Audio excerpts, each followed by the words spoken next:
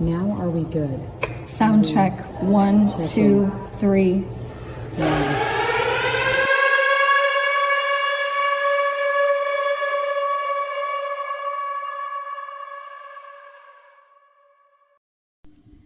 Surprise lunatics, we're bringing you a bonus episode, and if you haven't noticed, we're filming this in Tori's studio. It's so nice. It's beautiful. This chill right here. Oh my god, I love it. On air. On air? Don't turn that on. It's bright So as bright. heck. I want to show them. Look at this. This is why it's not on during recordings. That is terrible. You can't even read it. All right. Today we are going to talk about how long Tori and I have known each other and how our podcast journey has begun. Before we jump into this real quick, I do have some things to share about an update happening with the 988 crisis hotline from an article sent to me by the National Alliance of Mental Illness. And I will absolutely be sharing this article with our episode launch and linking the article in our new link tree that can be found on our social media platforms, including YouTube and our website, Podbean, you name it. Currently, when somebody calls the 988 crisis hotline, the call will route to a crisis center based on the area code of the phone number that the person is calling in, the person in crisis is calling in on. And the problem with this is that when people move, it's not common for them to change their phone numbers. Therefore, they could live in a completely different location and far from the crisis call center they're being routed to when calling in. And people calling in crisis need to be confident that the support they're receiving is local because, again, they're calling because they're in a state of crisis. It's crucial that individuals in a state of crisis can have access to mental health care as safely and as quickly as possible. The U.S. Federal Communications Commission has adopted a rule that when a person in crisis calls in on the 988 hotline, the call will reroute to a crisis support center based on the individual's geographical location rather than their area code. This change cannot happen without federal enforcement, so action is being taken to create a better system, and I hope they can complete this action as quickly as possible. And this has been quoted in the article. It is a matter of life or death. So, Tori, how long have we been friends for now? I did the math, and it made me sick to my stomach because it was 18 years. That's crazy. That is almost 2 decades, and I wanted to throw up because I'm like, how did we get that old? Gross. Yeah, seriously. I'm 20. I'm 21. In my mind. I still feel like I'm 18. Do you ever walk past the mirror and you're like, yeah. Like I started noticing, like, and you know how much of a freak I am about skincare, and everybody that knows me knows that. And when I looked at a picture I took the other day, you could see the creases under my eyes. Yes. And I don't put concealer under my eyes because that tends to crease up even more unless you have a special technique. But I'm not that crazy about makeup. But I saw creases, and I'm like, I have to lather the.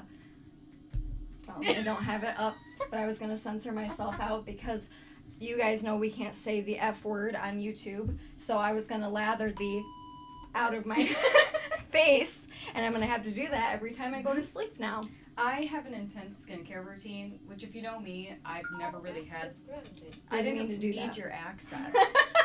You are allowed to talk. Thank you, Selena's tablet. So I don't have a crazy skincare, like my skin's not terrible. Like I've been blessed, thank God, that I don't have terrible skin. But I've been moisturizing since I was 15, okay, every night. So I have this intense skincare routine every night. I started doing face yoga. Have you noticed a decrease in my annoying wrinkle that I always talk about? Yes, actually. Yeah. What's face yoga? Okay, listeners. I cannot tell you where I got this video. I think it was TikTok. Could not tell you the person. No clue. But, okay, so I do this, and you pinch and you pull apart, and you do that for, you do 2 to 3 sets for 10 seconds, okay? And then you run your finger up, and you hold for 30, okay? And then you, one way 10 times, other way 10 times. Then you do this, you pull, and you like, look. So I do that twice a day. I do it in the morning, and then I do it at night before I go to bed. And I'm telling you, I've been doing it for a week. 1 week. And there's already a difference. You bet your ass I'm going to be doing that at nighttime, and Mike's going to be like, what? Yes, I'll be laying in bed. I tried to get my husband to do it last night, and he's just being obnoxious, as husbands are. I'm like, come on, honey, just like, do this. I'm like, okay, and I have my eyes shut. I'm like, okay, and then just hold. He's like, when do I stop pushing up? Because I said push up. And I open my eyes, this, go ahead and censor me, this was, go, he's like, I don't want to stop. I won, I went further than you. Oh my. So don't do face yoga Men. with your husband because they'll be annoying. All right, and let's talk about how we met. Because for obvious reasons, this didn't just happen. No. You were disgusting. I hated you. No, like we met in 6th grade, which, again, 18 years ago, that's icky. And I don't want to interrupt you, but yeah, we are from a small town, so our district combined when we were in middle school, so we went to separate elementary schools and came together in middle school, and then we were all together middle school and high school. Mm-hmm. And what's weird is, like, we met in 6th grade, which means I also met my husband in 6th grade because he's, he called me ugly in 6th grade. But we met in PE class. Like, we had most of our classes together, and it happened, I want to say it was, like, 2nd hour. Mm-hmm. Like, first of all, stop scheduling kids to have PE in 2nd hour. I'm not trying to run and then go to math class. Yeah. But we had to do these stretches and these balancing, and I was in front of you. Like, we all had spots, and we had to hold, like, one foot and balance on one foot. And I was, like, really good at it. I could balance for days.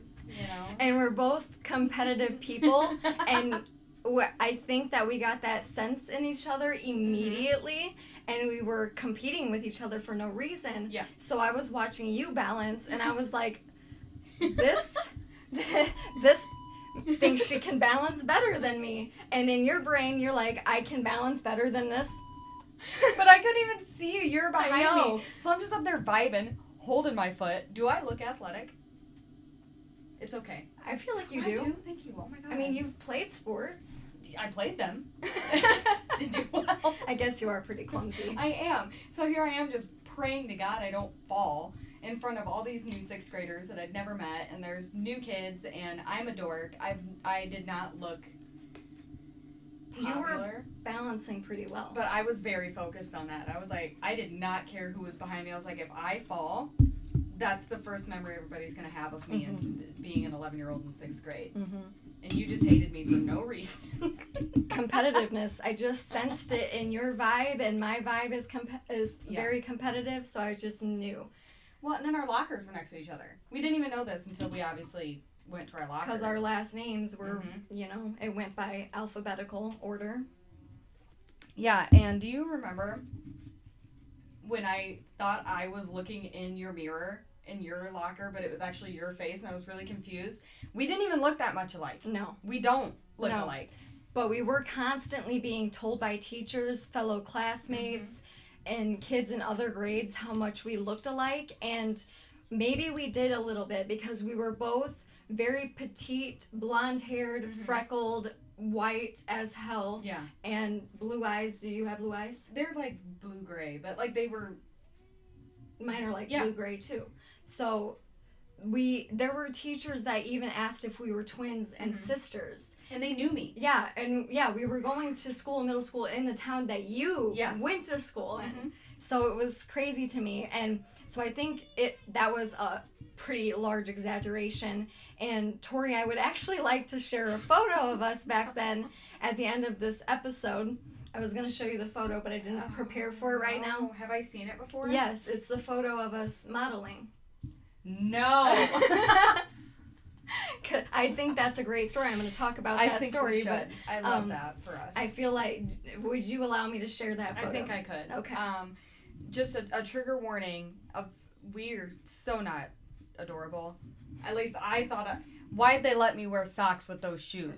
So in this photo, we did get to choose our outfits, but like the company that we were doing it through, they guided us. So they were helping us try to look fashionable, and we walked a runway in the store, and we thought it was the coolest experience. How did that come about? So my mom was at this store shopping like a month before, and I happened to be with her, and they were like, oh my gosh, you're like the perfect age for this. I'm like, okay, I can do this. And they're like, do you know anybody else? I'm like, yeah. And so my mom like called your mom or something. I swear she talked to your mom about it in person. She might have. And then it just got set up. Like my mom signed us up, and we got to do this little fashion show. It was really fun. It was fun. I think it was a great experience. And it wasn't like legit modeling, but it was cool for our age. Yeah, I think we weren't allowed to wear makeup. I think you're right. I we weren't. Yeah, we weren't. Yeah. And we were in middle school, and of course we wanted to wear makeup because our little baby faces and we looked and I had terrible skin. See, I don't remember you having terrible skin in middle school. It was terrible. Yeah, I don't remember. Well, you're welcome. I don't remember. Thank you so much. You're welcome. But Tori and I grew close very, very quickly. Like, after that instance with us being competitive in PE and then realizing, we had our lockers next to each other, we had nearly every single class together all throughout middle school and then the beginning of high school too. And so we attached at the hip. Yeah. I remember having sleepovers at your house for multiple days in a row, especially when it was like you spring just wouldn't break. Leave. Yeah. And like we had to get permission from our parents and stuff, and they were always like whatever, because it was such an easy drive from where I lived. And so I was at your house all the time. You came over to my house, and we just did literally everything together, and like on top of sleepovers, birthday celebrations, and just we didn't detach. We were just together. Yeah, if it was Selena, it was Tori. Yeah, it was like Tori, it was Selena. Like it. Yeah. It was literally like the other friends. Yeah. That we had growing up. I feel like we didn't mean to exclude them, but we did get so close that we just didn't think about anybody else. Right. Yeah. And it was just that wasn't really going through our minds. Like it was just like new friend that you're connecting with from another school. It's like that was important, you know? It was. And I was not a cool kid, and I thought you were like popular, so I was like, this popular girl likes me. So I thought it was cool. I wasn't popular. I wasn't a loser by any means, but I don't know. The way that our school was set up by popularity is very, very weird. Yeah, so there wasn't really cliques. Yeah. Until we got to high school, it felt like there was a little bit more, but it still wasn't terrible. No. And when it was in high school, it was with different, like, upperclassmen and stuff like that. So, but, within our actual grade, it was just weird that I don't know how to even explain, the hierarchy of that, but I actually was kind of really mean to somebody in our class once because she was dating somebody that I liked, and we were wearing the same, she had the same shirt as me, and I don't know where I got the audacity, because I had always been such a very shy and quiet child, and I walked right up to her and I said, "That's a nice shirt. You're going to take it back." Oh my gosh, why don't I remember this? I'll tell you who it was. Okay. If she listens to this, she's going to die laughing, because she always brings it up just to make me feel bad. And I'm like, I feel so bad. If I was her, I would 100% do that. Yeah, it's so funny. It's so funny, but I don't know where I got that audacity. It just, like, it was not after old lunch. were you? It was 6th grade. What was it? One of those monkey jack shirts? Like, what? I think so. Oh, no. I think so. Pink Bermuda shorts. I remember those. Oh, those were bad. Yeah, but that wasn't even a good diss to her, like, nice shirt, you're gonna take it back. Like, at that moment, was I assuming she knew that I had that shirt? Like, she may not have even ever noticed. No, I wasn't wearing it, but I had already worn it, but it's not like, but it's as if I assumed she knew that I had that shirt already, and I'm like, you better take that back. And in this small town, we had 2 stores, so, like, right. People were gonna have this. It probably was gotten at the store that we modeled from that no longer exists. It doesn't. I think it lasted a year after. Is it because of us? Did we make that store? Oh, shoot. We were so bad at it.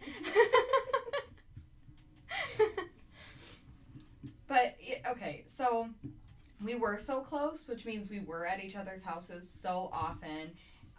So I'm gonna bring this up. Do you remember? Do you remember when I broke my tailbone at your house? Okay.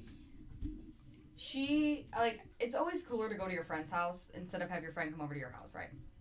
So your mom, we were 12. She was like, peace out, we're going to the store real quick, which was 5 minutes from your house. Mm-hmm. So she left 2 capable 12-year-olds alone. I mean, I was already babysitting my brother and sister by the age of 10. And they weren't even there when this happened, were they? They went with her. Yeah, they were with her. So we're like, we're going to go play, what would we call it, butt bombs? Yes. When you bounce on your bottom and then you try to bounce like back up onto your feet on a trampoline. So we're doing that. And you lived in the middle of nowhere at the time. And I did this, okay? Bounced into the dead center of the trampoline. Did not hit anything, didn't hit the ground, didn't hit nothing.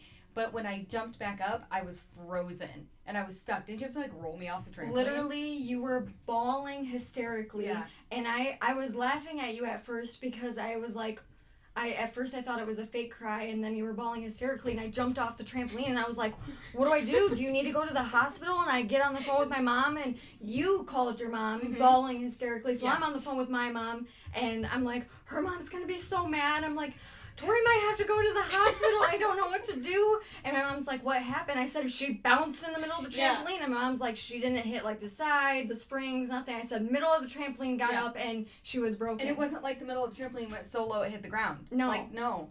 Because we were small as crap. And you rolled me off the trampoline, I remember. And helped me up. And I had to help you into my house. Yes, because there was a slight incline to go into your house, and it was unbearable. So I called my mom. And she took, 3 hours to come pick me up? Like, classic mom move. Like, you're fine, rub some dirt on it. And you're just laying on my bed in so much pain. And I'm just sitting there, like, going through it in my head, like, how did this become such a big injury? And I don't know. Still to this day, I can't wrap my brain around it. I don't understand it, but I still have issues. Like, if I sit for too long in a hard chair, I'm stuck. My tailbone has locked up. It's not fun. So one fun thing that we did broke you for life. But I think that's, like, the only issue we ever had hanging out was the one time I decided to just break my butt. Yeah, and I felt so bad because there was nothing I could do about it, and I'm like, did I cause this to happen? I felt so much guilt from it. I want you to know that 2 days after that incident, first, if you've ever broken your tailbone, sometimes you have to sit on, like, the donut thing. I remember you doing that, having to bring it to school. It was awful and embarrassing. So, of course, my dad makes a joke. 2 days. His daughter's in pain, and he says, I don't know how you broke your butt. There's already a crack in it. I'm trying to, like, get through this, and I'm upset and in pain, and my dad hits me with a dad joke. Of course. Awful. Literally. Then it's just like I can literally vividly picture him saying that because I'm pretty sure he said it more than once. Oh, like 100%. When I came over and you were still in pain, obviously he would say it. He thought it was funnier every time. Yeah. Like, typical say it dad. Again. Yeah.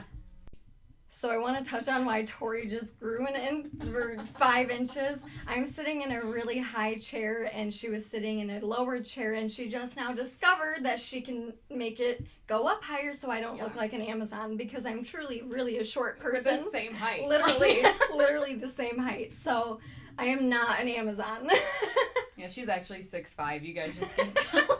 Because I'm sitting so low when I'm at my house. You just stand up in the middle of a show and you're just like...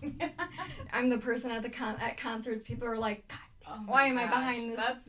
I'm always behind that person. Like, yeah, me too. Guess I paid $100 to see this person's back. And go like this and get a workout in. Oh, it's good stuff. So...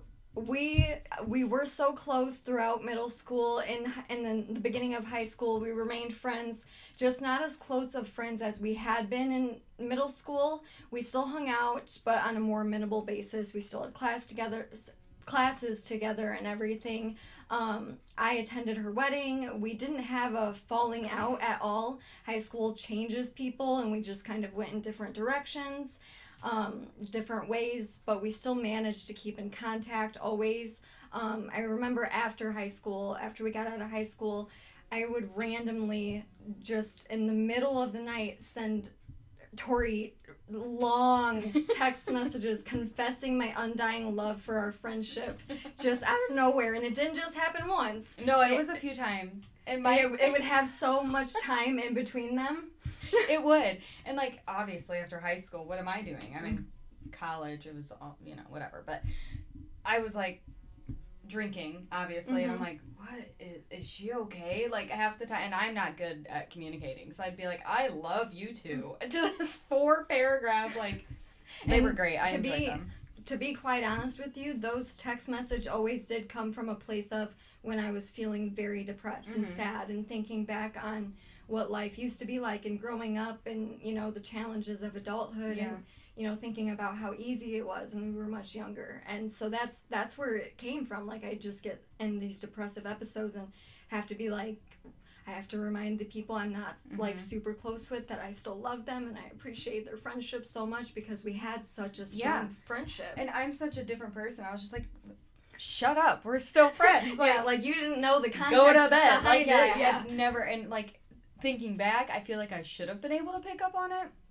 I didn't, but I'm oblivious. Like, I just asked you something 2 seconds ago, and I thought I was just missing something. I'm a pretty oblivious person, too. I'm not good at paying attention, but yeah, I did not pick up on it. I just thought you suddenly loved me at 3 a.m. a lot, and I was like, she's so cute. Yeah. And I am cute, so, you know, fair.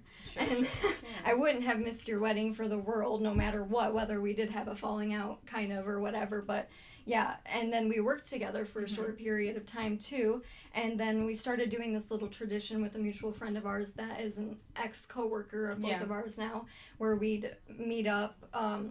Time would go between that a lot of time, but we'd meet up and have dinner dates and stuff in your town, and because there's a really good restaurant in her town that has the best food, and which we need to do again soon. Yes, I invited her to I invited her to come to, it's not planned, but we have meetings at a cafe in another town that we both don't live in because we meet halfway, and we have coffee dates when we do podcast meetings, and so I invited her to one of those. Aww. So we get to have coffee because, you know, she snorts coffee just like we do. She does. I would love to see her. It would make me so happy. I know. It's been so long. The Three Musketeers. We share one brain cell when we're together. literally. All three of us, one brain cell, the exact same person. Talk in a complete circle, and only we know what's going on. Everybody around us is like... If we recorded those conversations, people would be like, there is something more than just mental illness to this. They would call the cops. Yes. The police would show up. Yes, 100%. We'd get one of those mandated 72-hour things. Yeah. I could go be for put one. on lockdown. Would you be alright with that? 100%. I could use a vacation. Yeah. Okay. Yeah. Like, at this point, I'm considering putting horse tranquilizer in myself. I could go for a nice coma. Yeah. Just like a quick one. Mm-hmm. Like a 2-day, you know? I could go for longer at Yeah, this you're point. probably right. Yeah. If I go longer than 2 days, it's going to give me anxiety. I'll wake up from it. So It's going to give me anxiety too, but at this point, I need that kind of sleep. I love that. And you guys know, you know, the whole topic of this podcast being mental health. It's because of my 18-year journey with mental health and everything that I'd been through, and because of what I had been through encouraged me to become more of an advocate for mental health, and I became a certified peer support specialist. I have a certification in mental illness.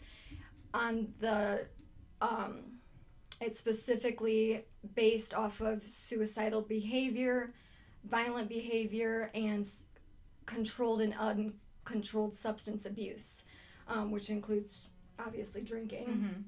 So I've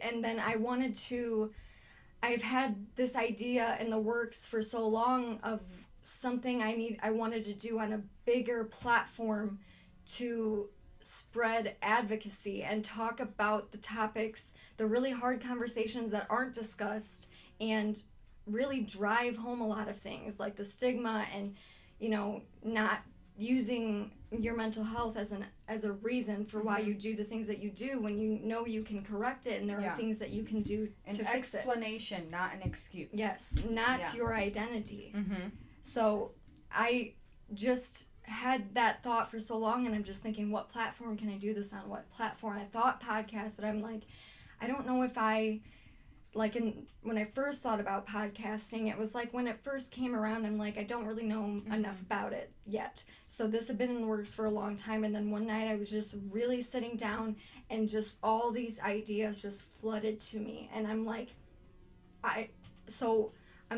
okay, this can be a podcast. I know enough about it now, and I have so many resources, and, you know, being members of those organizations, and so much research I've done on my own. I'm like, and then to do a unique twist, blend dark comedy, and, you know, discuss those things that people don't talk about, and just different from your typical self-help and mental health related podcasts.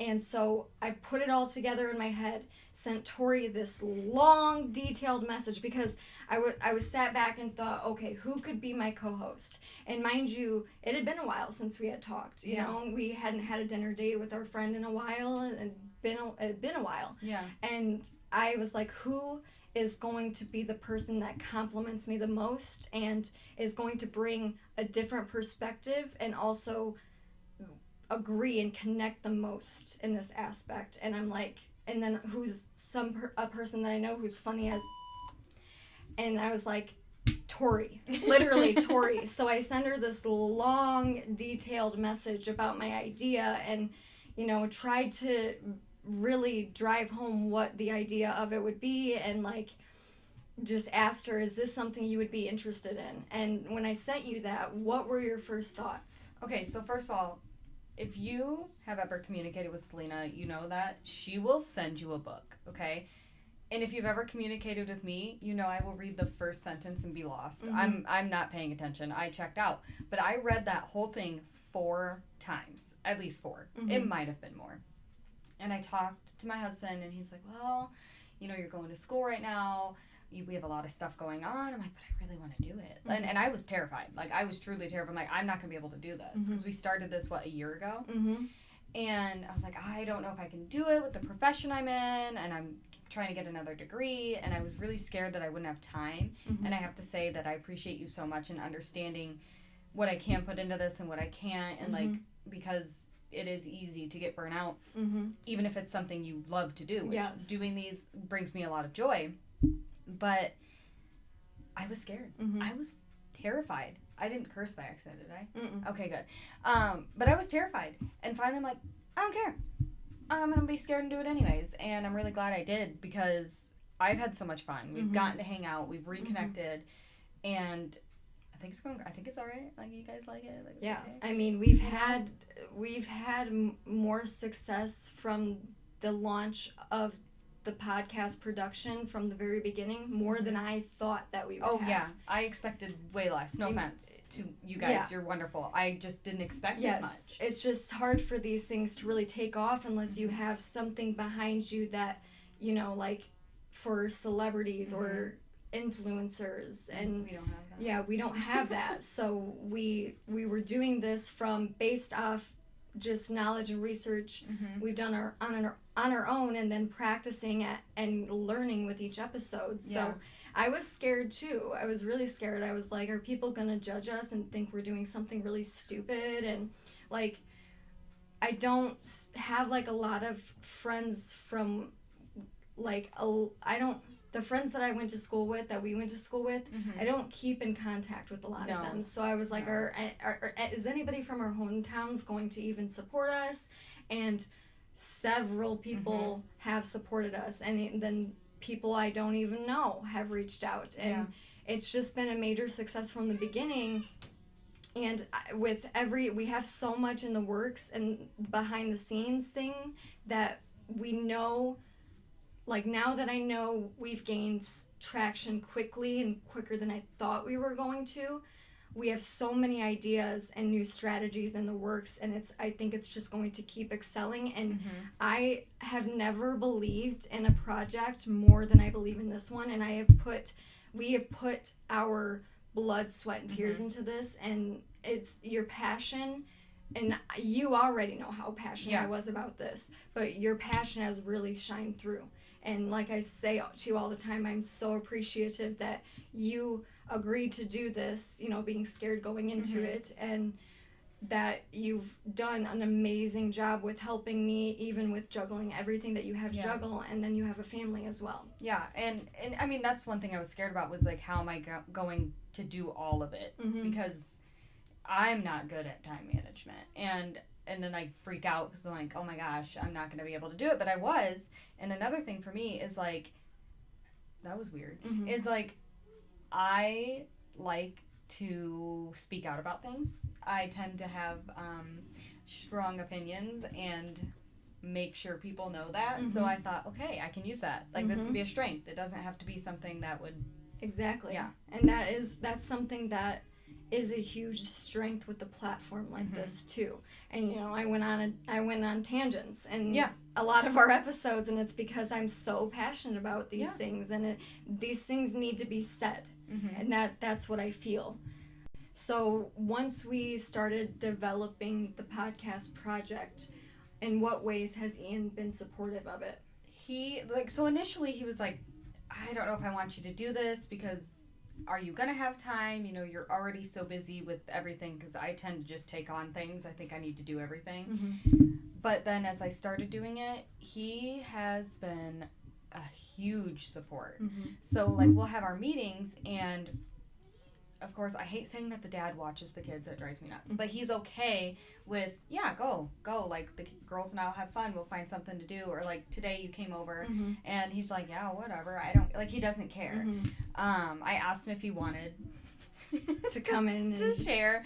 But he's like, no, I'm good. Because he's not a speaker. Yeah. He's a quiet guy. When I put that idea out there, I said that to Mike. I said, if Ian comes in and shares, I'm going to have to record with you and share. And he's like, no. I feel like they have a similar personality where like, we are loud and outgoing, and they're like, he's quiet. Like, I don't know what I would say. I don't know what I would do. I'm like, well, I would be able to show you what Ian said and did. And, like, I said, I'm going to ask you the question and you answer me. But he's like, that makes me nervous. And I'm like, okay, then don't even think about it, because we don't even know if Ian's going to want to do it. So, well, and you could have asked him, like, how have you been supporting her? And he would have been like, I'm here. Have you supported her? Yes. That's what you would have gotten out of him. Been supportive. Yep, that would have been the whole thing. And here I am, like, he's been so great, and, like, gushing over him. And he'll give me ideas sometimes. Or, I always tell him, he, like, gives me a fit check before the episodes. I'm like, okay. Because, you know, I'm not good at that. But he's been so supportive. And he bought you headphones for your birthday. Yes, it was so sweet. I thought that was the sweetest thing. I opened it. He's like, I just want to get... Because he was gone. He was on a business trip for my birthday. And so he let me open them before he left. Aww. Yeah, I know. And I just, like, wore them on the couch. I know. I got your selfie. They weren't plugged in anything. I was just so happy. I was like, that's such a sentimental thing, you know, because it's a project that we've been working on. And I was like, he was so supportive and thought, like, this is going to go somewhere. He was like, and they were nice. Like, they are nice. They are very nice headphones. So far with our journey, I know that we are only in the process. We're doing our bonus episode, then we have to shoot for episode 4 coming up. So far in the process, how do you feel about your decision? Like, have you been stressed out, or you feel like you managed it well? This has not stressed me out. There's obviously other stressors in my life right now that you know about. Nothing bad. Like, I'm fine. But I have so enjoyed this as more of an outlet. Like, I don't see it as a job. You know what I mean? I did call you my business partner earlier, and Ian, like, made fun of me. He's like, is this a business? I'm like, I feel like I can call it that. Yeah. This is a business. Yeah, when you have to register for things with podcasts, it's a business. But again, we don't see it as that. We just see it as us getting together. It's our passion project. Yeah, and it is so well organized. We do a very good job at that. But it doesn't feel like a business. So I think it's a great choice. Do you think it was a great choice? Yes, I have had so much fun with it that, like, you know, the ideas that we come up with, and like I've told you before, like, sometimes when we've created outlines and on a topic that we know we want to discuss next, and you shoot the outline over, and then I hit a wall, and I'm like, I don't know if I have much to talk about with this topic, and then all of a sudden it just comes to me and I just start shooting off. in I'll the be at notes. work and you're texting me. I'm like, This is going to be great, Tori, I'm telling you. Smacking my watch because they're all Selena, coming shut up. through, and I'm like, and then I can't look at my phone, so I'm waiting and I'm curious, and you know my ADHD self cannot handle this because now I can't focus on anything else, and finally I'm able to check, and it's just a chapter book. Yeah, because I'm in so the moment. excited to like reply, Yeah. but I can't hit everything. You know how I type. Yeah, and I'm in the moment of doing it while she's doing something else, so it's like I have to get it out there right now. I have to get my feelings out there. That I get, because I'm the same way, but like you're so technical. I have papers in front of me. Like I can't. Every episode, if you ever see papers flying around, that's just my old self because I can't. And you're like computer based. Yes, and I'm so technology advanced and research. I just have, because I want this to succeed so quickly, and I know our long-term goals, and I want us to get there and achieve those goals, that I have put everything into this, and because of this project, it's actually made me want to take a career shift and do something in relation to something that's going to help me with this podcast and making it successful and help us with our strategies overall, and just thinking about that makes me really excited, like more excited than I've been in a long time.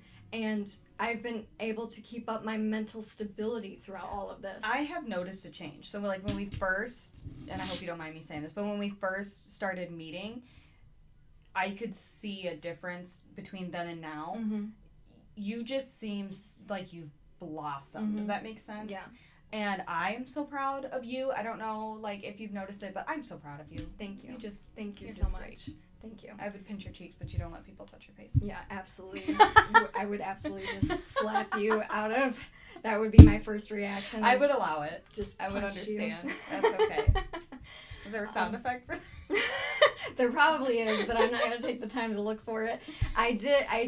I have a soundboard on my iPad now so that I can censor us easier, because I like to cuss a lot. I like to say the F word, and the F word is not a word that we can say, but there are some cuss words we can say that are fine, because they're not technically cuss words. Yeah, I don't like to cuss because I'm a saint, and stop. Okay. I could feel it. I couldn't even look over at you. No, I just don't curse a lot on our platform, and that's nothing against you, because you know how I am. Yeah, I'm just a sailor. I am too, just not professionally. Yeah, I get it. Yeah, I get it 100%. So with that being said, like having a lot of things in the works, we've officially launched a website, and I have a lot of things that I still need to add to it, but I whipped this sucker out within an hour, and I think it looks pretty great. And the website is on, it's linked on our podcast Instagram, our YouTube channel, and our Twitter page. And so if you have yet to subscribe, follow, etc., please do so that we can gain more traction and make this successful and reach the audience that we know we need to reach with this content that we're delivering. And then there is the link tree. We have a link tree now where I'm putting the articles that we discuss into the link tree, and that link tree is also on our website, but that link tree is also linked to the platforms that I just mentioned as well. And the document that we have for our lunatics to share any episode segment ideas that anybody wants to share, or share their anonymous stories through that document, that is also on our link tree as well. And I do want to add, if you ever want to give us any ideas and you don't feel comfortable putting it in that document, you can always email us, direct message us on any platforms, and we will receive it. Those are checked very frequently. Yes. Yep. And with that, if you don't have anything else to add? Not at this moment. Okay. I am concluding this episode with, if you've survived another day at war with your brain, you are superior. We are wishing you nothing but peace in your soul, your mind, and another day of surviving until you can find your way of living. And we will see all of you lunatics on episode 4 of Trigger Warning Podcast, dropping soon. That was adorable.